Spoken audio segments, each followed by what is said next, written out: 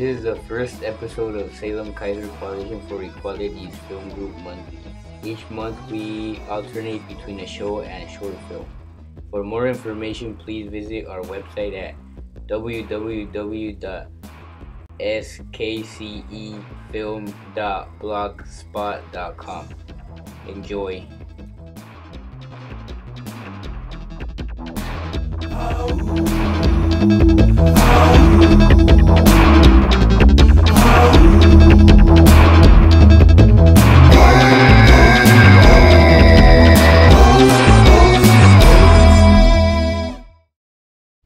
Over the summer, we shot a short film called Lifeless.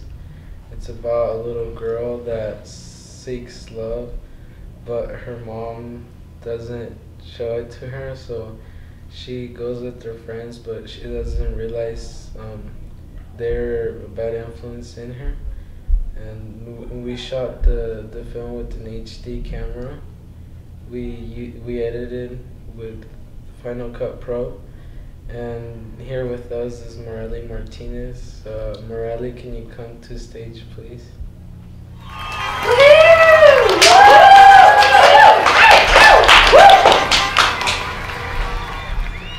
It's nice to see you again. How were you chosen for the part? Well, I didn't really know I was chosen until like the next day, because like the day before that I just got a phone call telling me to just like wear like black and stuff. So Did you enjoy acting? yeah, it was like I had a good time. It was okay. What part did you enjoy the most? I enjoyed like the end most, because it was like the part where I kind of realized all that was going on and kind of put it together, and also because it was like the end after like shooting for a couple of days.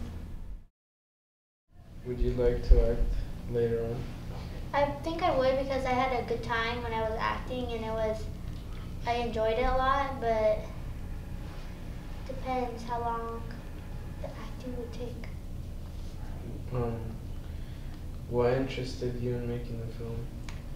Well, I think just the main part that interested me was like just like the whole thing, the story pretty much about the girl stuff.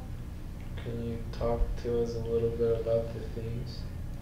Well, it was mostly just about a girl that just doesn't really feel loved at home, and then she goes to school and she tries to feel love there, and then she fits in good with all her friends, but she doesn't realize that like her friends aren't such a good influence. Would you like to go to acting school? I think I would probably. Would you encourage other people to try it? Yeah, I think I would encourage other people, because like it's something good to do, but also depends what type of person you are, because if you're like really lazy, then it might not be something you want to do. Thanks for talking to us. Here are some clips of Lifeless.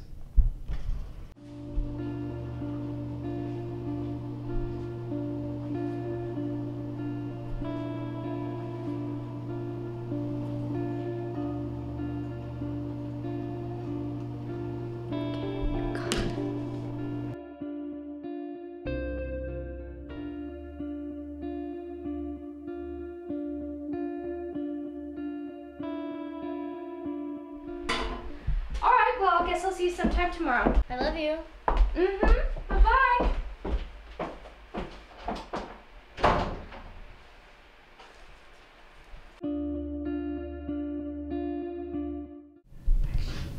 Oh, what's up with Willamette Valley? Here with us we have Electric Cities. Would you guys like to introduce yourselves? Yeah, I'm Mark Fendrick. I play bass and sing backup vocals.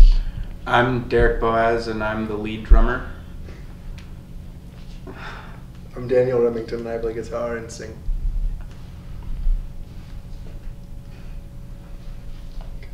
How long have you guys played for? How do you mean? Like as a band As or? a band, yeah. Oh, Derek and I played together for like 2 months before we got Mark. And then it's kind of been since like January with this lineup. It's like kind of like we had a guitar player that was in the band as well for a while, but like personal things happened and he had to leave. But so like 8 months now? Yeah, Yeah, about 8 months. When did each of you learn to play instruments? I never really learned. Like He's still learning. Like I kind of like I've never taken an official lesson in my entire life, and so it's like I learn new things from Derek and Mark all the time, like just ideas. I started playing the drums when I could touch the pedals. My dad's a drummer, and so he always had a kit around the house. But I started playing like rock music, I guess. Freshman year? Yeah, about freshman year of high school was when I started getting into bands and stuff. Freshman year of high school, I was 15 years old. There was a group of my friends, we wanted to start a band, and we just sort of assigned ourselves to an instrument, and I chose the bass and learned a Tom Petty song. Then we started writing pop punk songs. Like New Found Glory or what? Yeah. Oh, okay, cool. That's how it began. How would you guys describe your music? Well, in the Salem Weekly, Danny said it was sweaty and intense. No, it was Mark. Or Mark said it was sweaty and intense. I would go as far as saying like we play music, but it's kind of like we all take influence from like very different genres. Like me, I listen to a lot of '90s like rock, alternative, like so it's like right there. I'm just like, oh, really rock driving sound. And then I mean like Derek, he is. I don't know, I studied music theory in college and did a lot of orchestral stuff in school and all that. So I bring a lot more of the like technical rhythm side. But we all sort of grew up on pop punk, and I think that's sort of the main genre behind what we write, though it's definitely Not pop punk. Yeah, it's a stretch from there. What inspires you guys' songs? I'm gonna let Danny take that one. Well, I do the majority of the songwriting. The lyrical content is really like the themes are like romantic and like tragedy, like family, like things that help you through like the bad in life. Really. Well, and a lot of our lyrical content is just sort of a dissection of feeling in a metaphorical sense, trying to describe like the feeling of like our other bass player. Before Mark joined and we set this band up, we had started writing songs and we had a bass player leave for some pretty messed up reasons, and so a lot of it was capturing some of those feelings without blatantly saying, you know, we miss you. Yeah, and what was wrong. Yeah. I mean, he was like probably my best friend at the time. Like we were living together and like always writing music, and it was just like, whoa, really, dude? Okay, peace. Yeah. And it was just like kind of like we had to like start over. It was really weird. So that's sort of how we begin to structure our songs, and then they turn into stories from there. Well, on the EP anyways, the new stuff's like weird. And musically, I think we just inspire each other when we get together with an idea, and we just play off each other like most bands do with music. How long does it take to put together a song? It can go from like 30 minutes to like 10 days. We have songs that we play regularly that we literally put together in less than an hour. We sat down and Danny strummed it, and oh, okay, there it is, done, cut, next song. But then there's like also songs where it's like, wow, we've been working on this song for 10 days and we still don't have the verse down. Yeah, like how long did it take us to write Gates? The better part of 2 months or something? Yeah, it took us a long time to write Gates. I mean, we had the like full structure of the song, but it took forever to finish just because we didn't know where we wanted to go with it, really. Do you guys got certain clothing you guys take all together? We actually got in a fight the other night as a band. Yeah, we got a huge fight. Because I wanted to wear ties to our CD release party, and I was like, I don't have the pants for that. I don't have the pants for that. I'm sorry. So we try to dress better than street clothes for playing live, because this is something we take seriously, and it's a big deal to us. we're trying to be professional about it mostly. So we are stylish, but not in our street clothes. If I can get away without wearing a tie, I'm golden. He does it. He One tries day. every time, every day. One day I will wear a These tie. are the days about last. When's the next time you guys are playing? We don't have any booked dates in Salem right now. We're playing in October at the Mars Bar in Seattle. If you can drive up and catch that, that'll be a lot of fun. It's on the 22nd, right? The 22nd. Are we playing with Gladiators Eat Fire? Yeah. Okay. Gladiators Eat Fire is a friend of ours. They're friends of ours in a band in Seattle. So we're playing with them at the Mars Bar, and then sometime in October we'll be playing with Abracadaver. They might be coming with us to Seattle as well, because like So. they're trying to get on the same record label as us and like just like networking. Good friends. 22nd. Or October. we're playing with White Fang in Portland. If that ever happens. We'll see. This week on What's Up World, we have decided to look at apocalypse stories which have become popular.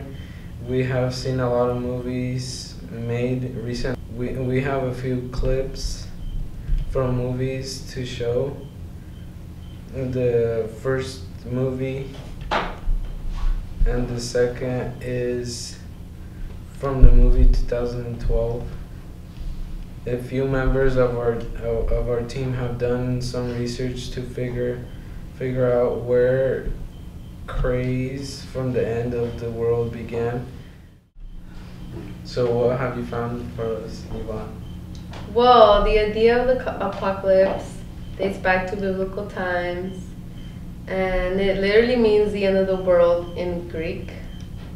And many different cultures, they believe that the world is going to end.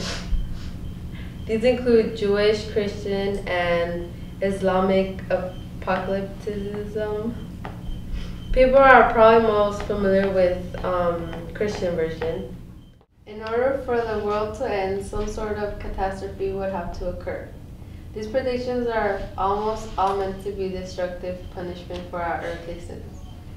Alien invasions, floods, the sun bursting into flames, and setting the world on fire are some examples of what would happen. If a few members of our...